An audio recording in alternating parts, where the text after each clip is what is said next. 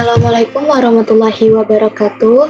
Hai, apa kabar semuanya? Perkenalkan, nama saya Denisa Rahmanda dengan NIM 211404059. Di sini, saya akan menjelaskan analisis mengenai uji soal tes mengenai tentang kemampuan pemahaman matematis, pemahaman konsep matematis siswa, beserta uji coba angket tentang angket self-evaluasi, yang mana di sini saya melaksanakan untuk uji coba soal itu pada tanggal 9 Juni 2023 di tempat SMPN 24 Padang.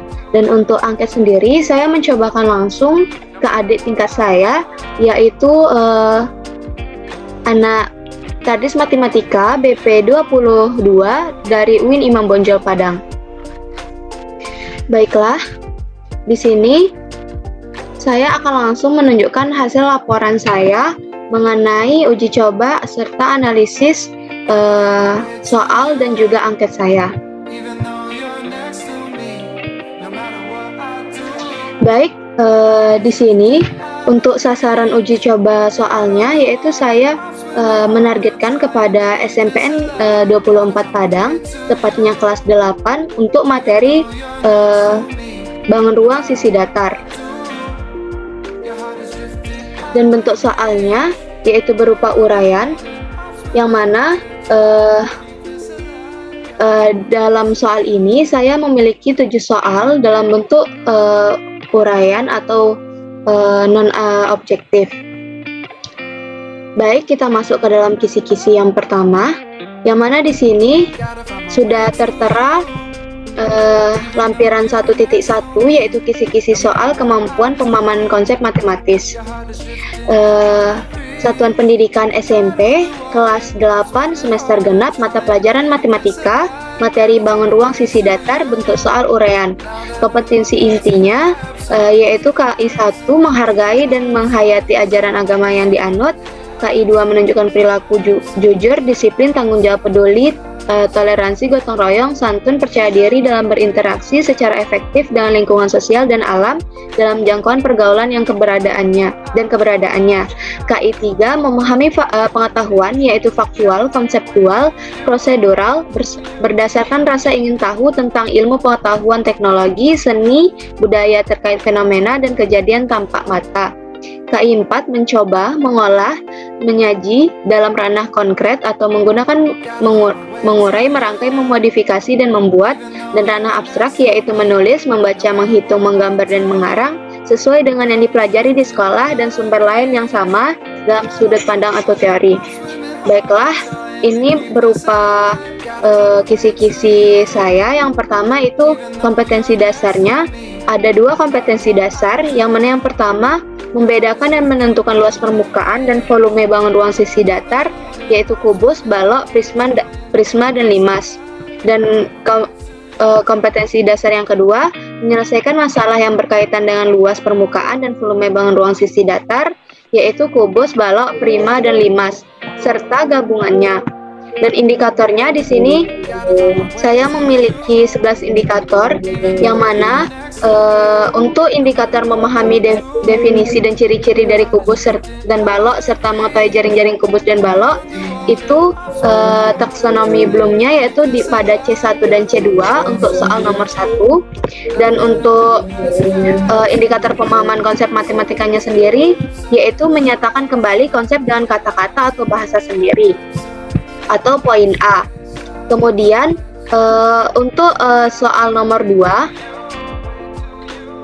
yaitu indikator menghitung luas permukaan kubus dan balok, dan juga indikator menentukan volume balok dan kubus. Di sini untuk soal nomor 2 itu taksonomi Bloomnya yaitu C3 atau bisa disebut dengan penerapan. Dan untuk indikator pemahaman konsep matematikanya sendiri itu yaitu poin C, yaitu pengaplikasian atau menggunakan konsep dengan benar dengan berbagai situasi. Kemudian untuk soal nomor 4 itu ada indikator memahami definisi dan ciri-ciri dari prisma dan limas, mengetahui jaring-jaring prisma dan limas, menghitung luas permukaan prisma dan limas, dan untuk taksonomi belumnya itu ada C1, C2 serta C3. Dan juga untuk indikator pemahaman konsepnya itu untuk yang definisi, memahami definisi itu poin A, dan mengetahui jaring-jaring prisma dan limas itu poin B, serta menghitung luas permukaan prisma dan limas itu poin C. Kemudian untuk soal nomor 5 itu ada indikator menentukan volume prisma dan limas. Untuk taksonomi belumnya sendiri yaitu C3 atau mengaplikasikan, dan untuk indikator pemahaman konsep matematisnya sendiri itu di poin C. Kemudian soal nomor 6 itu saya memiliki dua soal, yang mana 6A dan 6B, yang mana masing-masingnya memiliki indikator yang berbeda. Yang pertama yaitu menentukan luas permukaan bangun ruang sisi datar gabungan, dan yang kedua menentukan volume bangun ruang sisi datar gabungan. Untuk kedua soal ini juga saya mengambil taksonomi belumnya itu C3, yaitu pengaplikasian dalam berbagai hal. Dan ini jumlah soalnya ada dua soal, yaitu 6A dan 6B, serta poin indikator pemahaman konsep matematisnya itu di poin C. Dan untuk yang soal nomor 3 itu ada di kompetensi dasar yang kedua, pada indikator menyelesaikan masalah kontekstual yang berkaitan dengan kubus, balok, prisma, dan limas. Untuk poinnya sendiri itu poin C, yaitu mengaplikasikan atau menggunakan konsep dengan benar dalam berbagai situasi, dan taksonomi belumnya itu C3. Jadi jumlah total soal saya yang saya ujikan yaitu 7 soal, yang mana ada soal 1 sampai dengan 5 dan soal 6A dan juga 6B. Baiklah, kita masuk ke dalam soal, yang mana di sini saya telah menyajikan petunjuk soal dan juga pertanyaan-pertanyaan untuk soal saya itu. Yang pertama soal saya yaitu apa perbedaan antara kubus dengan balok, dan gambarlah jaring-jaring dari kubus dari kedua bangun tersebut. Yang kedua, tentukanlah luas permukaan dan volume kubus yang memiliki panjang sisi 15 cm. Soal nomor 3, Ani membuat sebuah kotak tertutup yang memiliki ukuran panjang 7 cm, lebar 5 cm, dan tinggi 3 cm. Berapakah luas permukaan kotak yang dibuat Ani? Yang keempat, saya menyediakan 3 gambar, yaitu berupa gambar prisma segi 3, prisma segi 4, dan prisma segi 6. Jadi di sini saya menyuruh siswa untuk menentukan nama masing-masing jaring-jaring prisma tersebut, dan kemudian hitunglah luas permukaan antara bangun prisma persegi dan segitiga dengan memilih salah satu di antara gambar A atau gambar B yang akan dicari luas permukaannya. Kemudian untuk soal nomor 5, diketahui volume sebuah limas adalah 245 cm pangkat 3 dan tinggi limas yaitu 15 cm. Tentukanlah luas alas limas tersebut.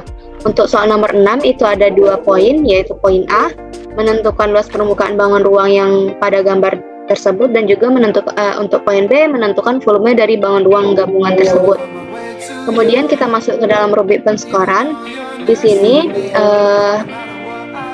yang mana untuk jawaban soal nomor 1 itu saya memiliki poin maksimal 4, yang mana kan tadi ada 2 penentuan, yaitu untuk menentukan perbedaan antara kubus dan balok. Di situ saya, jika dia memiliki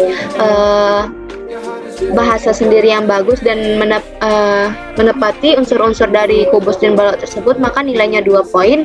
Dan untuk yang menentukan jaring-jaring balok dan kubus itu, jika salah satunya maka 1 poin, dan jika keduanya itu terdapat 2 poin juga, sehingga total poin soal nomor 1 itu 4. Begitu juga dengan soal nomor 2 itu 4, untuk luas kubusnya 2 dan volume kubusnya 2. Dan untuk soal nomor 3 itu juga 4. Dan untuk soal nomor 4 ini saya membaginya dalam 4 penilaian, yang mana di sini kan ada 3 gambar yang akan ditanyakan apa nama gambarnya. Untuk masing-masing gambar itu, jika bisa menjawab salah satunya maka nilainya 1, dan jika bisa menjawab ketiganya itu nilainya 3. Dan untuk menentukan luasnya sendiri itu bernilai 5, yang mana jadinya total keseluruhannya itu 8 skor untuk soal nomor 4.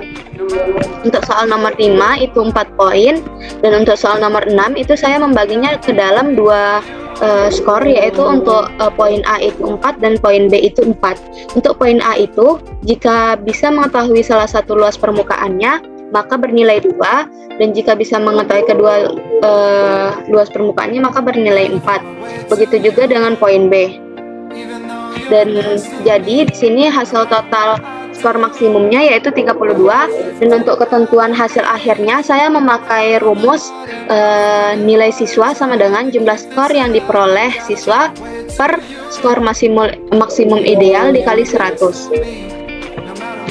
Baiklah, selanjutnya masuk ke dalam poin B, analisis soal kemampuan pemahaman konsep matematis siswa. Nah, di sini ada lampiran 1.4 yang mana di sini merupakan analisis hasil poin-poin serta skor yang didapatkan oleh siswa kelas 8A SMPN 24 Padang untuk soal kemampuan pemahaman konsep matematis. Yang mana di sini ada 29 responden, yang mana di sini ini sudah saya terapkan ke 7 soalannya, itu masing-masing skor pada soal, dan untuk skor akhirnya dan untuk nilai akhirnya telah saya terapkan di dalam sini. Nah, selanjutnya masuk ke dalam analisis soalnya. Yang pertama ada validitas soal, yang mana di sini setelah saya memasukkan data tadi, maka untuk R bidangnya itu mendapatkan untuk soal nomor 1 itu 0,602, untuk soal nomor 2 0,636, untuk soal nomor 3 0,369, soal nomor 4 0,431, soal nomor 5 0,354, dan soal nomor 6A itu 0,32, dan soal nomor 6B itu 0,467. Jadi karena R tabelnya itu 0,316, maka di sini karena seluruh soalnya itu lebih besar daripada R tabelnya, R bidangnya itu lebih besar daripada R tabel bidangnya, maka seluruh soal yang saya buat itu merupakan valid. Dan untuk variarusnya sendiri itu juga berada pada 0,47 untuk soal nomor 1, 0,37 untuk soal nomor 2, 0,14 untuk soal nomor 3, 0,90 untuk soal nomor 4, 0,42 untuk soal nomor 5, dan 6A itu 0,76, dan 6B itu 1,27. Untuk jumlah variabelnya sendiri itu menggunakan rumus untuk jumlah variabelnya sendiri itu menggunakan rumus average C jumlah skornya, dan untuk variabel totalnya sendiri itu menggunakan variarus per jumlah variabel. Dan untuk selanjutnya untuk reabilitasnya, di sini kesimpulan untuk soal saya itu riabel. Kenapa? Karena di sini untuk nilai Grobeck alfanya sendiri itu 0,83, yang mana rumusnya adalah jumlah responden per jumlah responden kurang 1 dikalikan dengan buka kurung 1 dikurang jumlah jumlah variabel bagi variabel total, maka didapatkan 0,83, yaitu dengan kesimpulan riabel karena jika nilai Grobecknya itu lebih besar daripada nilai H1, maka soal ini dikatakan reabilitas, yaitu riabel. Dan untuk tingkat kesukarannya sendiri, dikarenakan ini merupakan kemampuan pemahaman konsep, bisa dikatakan soal-soal tersebut yaitu terbilang mudah dan sedang, karena dia mulai dari C1 sampai dengan C3, dan itu memenuhi syarat-syarat atau ciri-ciri dari soal kemampuan pemahaman konsep itu sendiri, karena saya mendapatkan untuk tingkat kesukarannya itu terbilang mudah dan sedang. Untuk daya pembedanya sendiri, saya mengambil data dari absensi yang 1 sampai dengan 3 dengan absensi rata-rata absensi nomor 27 sampai dengan 29, yang mana untuk rata-rata atasnya sendiri itu untuk soal nomor 1-nya 4,00, soal nomor 2-nya 3,33, soal nomor 3-nya 4,00, soal nomor 4-nya 7,33, soal nomor 5 3,33, soal nomor 6A itu 2,67, dan soal nomor 6B itu 2,67 juga. Itu untuk rata-rata absensi atas, dan untuk rata-rata absensi bawahnya sendiri bisa kita lihat di sini. Dan untuk daya pembedanya sendiri itu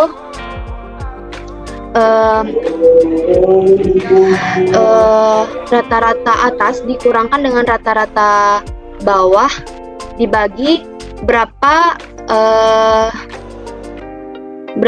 jumlah data yang diambil, yaitu dibagi berapa skor poinnya, dan didapatkan daya pembedanya itu untuk soal nomor 1 1,22, soal nomor 2 1,17, soal nomor 3 1,2, soal nomor 4 2,39, soal nomor 5 1,17, soal nomor 6A itu 0,67, dan soal nomor 6B itu 0,90. Dan untuk kriterianya sendiri, untuk soal nomor 1 sangat baik sampai dengan soal nomor 5, dan untuk sampai dengan soal nomor 5, dan untuk soal 6A itu baik, dan untuk soal nomor 6B itu sangat baik. Jadi di sini saya membuatkan tabel kesimpulannya. Untuk soal nomor 1, R bidangnya itu 0,60 dengan R tabelnya itu 3,16, maka keterangannya itu soal ini valid dan variarusnya itu 0,47, dan uji reliabilitasnya itu menghasilkan 0,83. Dan untuk tingkat kesukarannya sendiri dibilang mudah dan sedang. Dan untuk rata-rata daya pembedanya ini sendiri kriterianya itu sangat baik dan baik.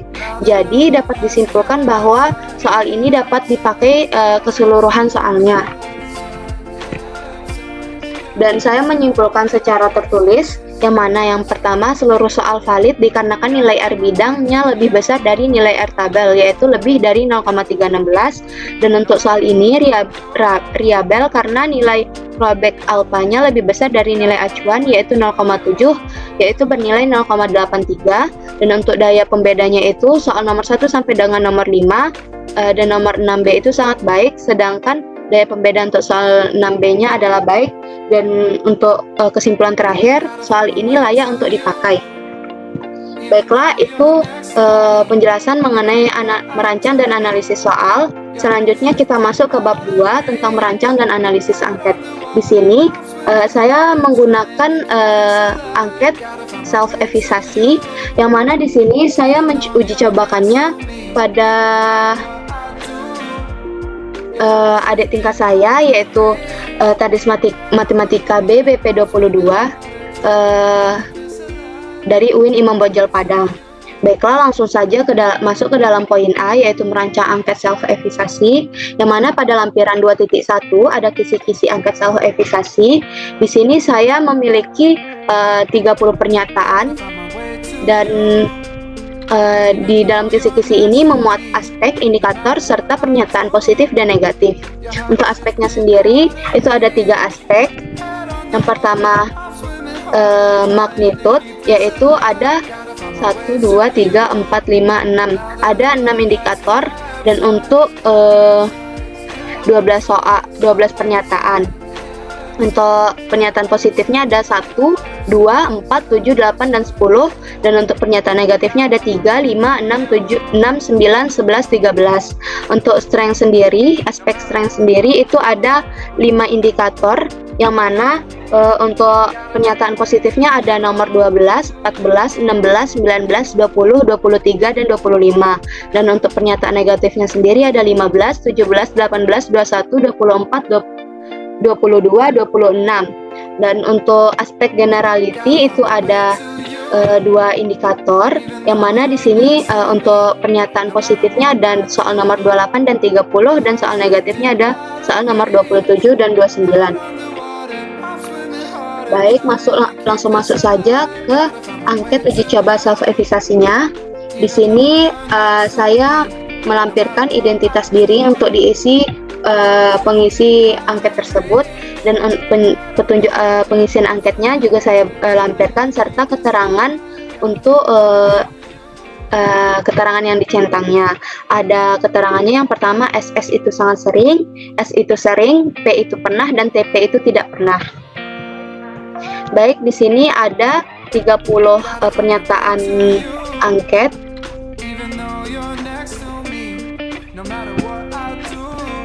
Oke, mungkin untuk pernyataan sendiri itu nanti akan dilampirkan pada perihal laporan hasil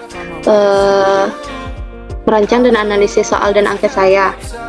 Lanjut saja ke dalam poin B, yaitu analisis angket self-evaluasi. Di sini saya memasukkan datanya dengan cara memasukkan tangkapan layar SS data saya dikarenakan datanya yang cukup panjang, sehingga untuk lampiran 2.3 itu berupa lampiran foto yang mana ada 27 orang yang mengisi angket saya, yang mana di sini telah tertera untuk pernyataan 1 sampai dengan pernyataan 30 nilai dari pernyataan angket masing-masing individu dan skor serta rata-ratanya. Kemudian langsung masuk ke rehabilitas angketnya.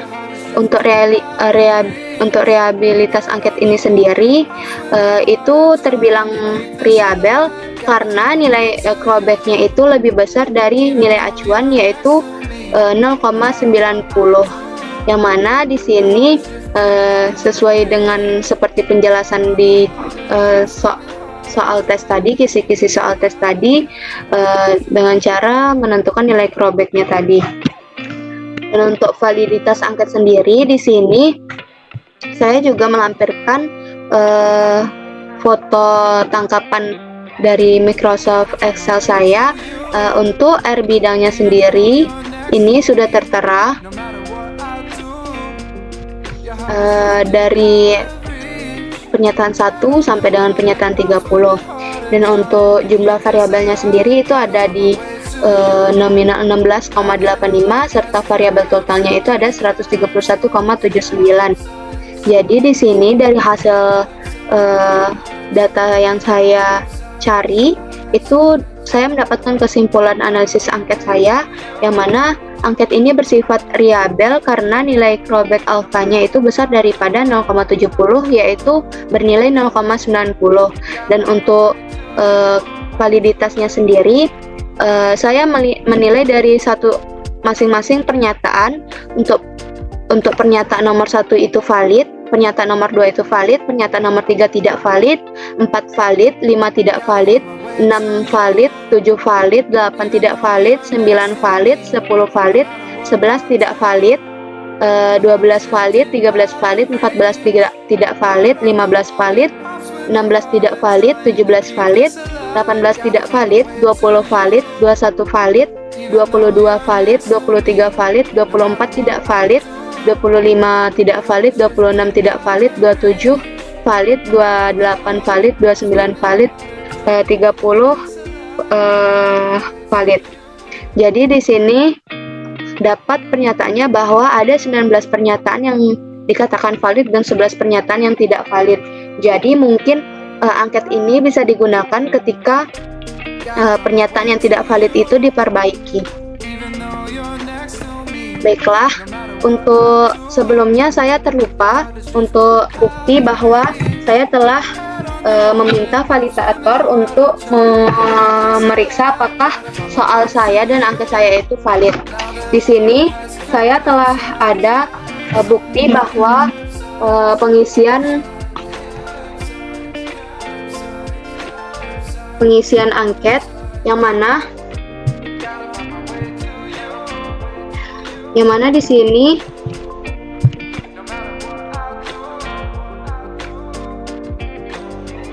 ada 3 validator yang saya tanyakan untuk apakah soal saya itu valid atau tidak validnya. Untuk validator yang pertama itu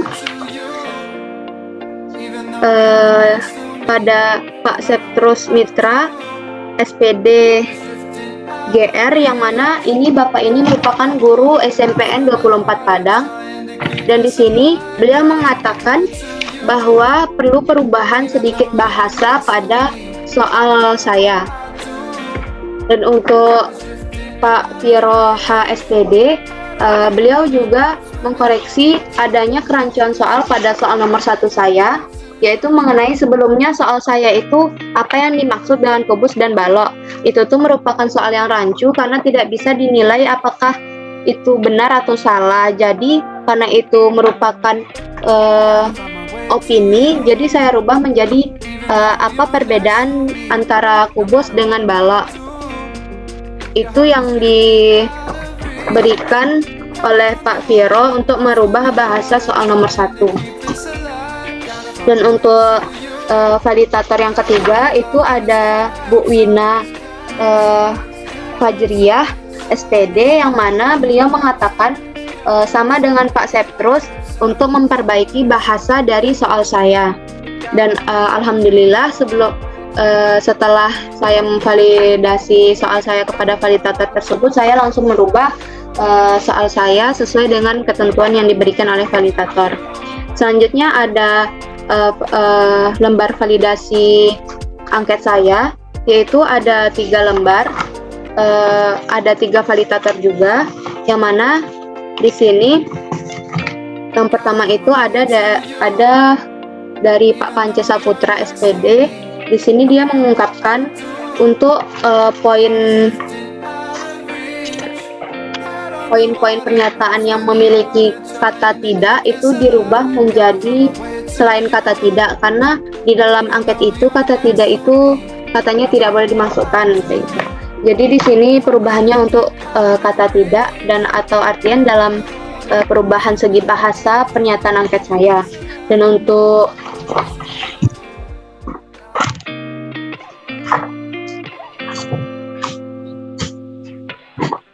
selanjutnya ada Kak Istika, itu kating saya yang telah SPD. Dia mengatakan juga dari segi bahasanya juga. Dan yang ketiga itu